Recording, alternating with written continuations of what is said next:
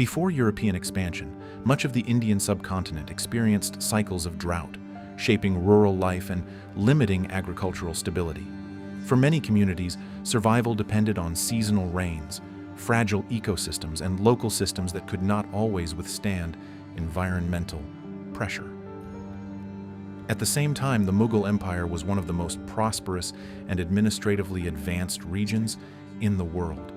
Its cities were centers of global trade, exporting spices, textiles, and crafted goods valued across Asia, Africa, and Europe. Intellectual life flourished as well, with scholars contributing to mathematics, astronomy, philosophy, and literature across diverse traditions. Political authority was both centralized and complex, supported by layered systems of governance that managed vast populations and resources. It was a civilization deeply connected to global exchange, yet firmly rooted in its own institutional strength. In the early 1600s, European trading companies began arriving by sea, seeking access to these established markets and trade networks. Among them was the British East India Company, initially operating as a commercial enterprise focused on trade agreements and coastal settlements. Company representatives negotiated with local authorities, presenting themselves primarily as merchants. Early agreements appeared limited, but they gradually established a lasting economic and political presence. Diplomatic exchanges included gifts, formal audiences, and requests for trading rights within existing imperial frameworks. Over time, these permissions allowed the company to expand its operations while working within established systems. The first trading posts were modest, serving as hubs for goods moving through global markets.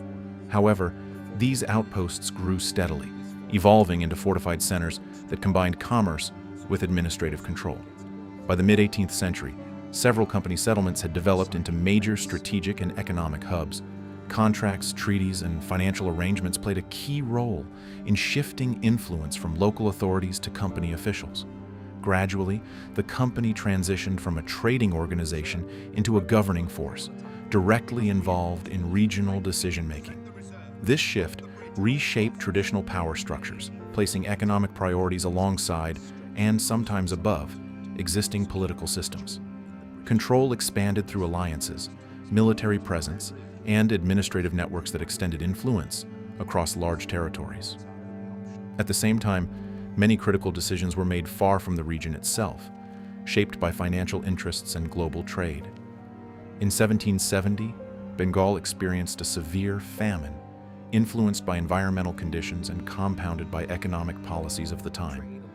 Historical estimates suggest that millions of people were affected, making it one of the most significant humanitarian crises of the century. During this period, agricultural production, taxation, and trade systems continued to operate, often prioritizing revenue over local conditions.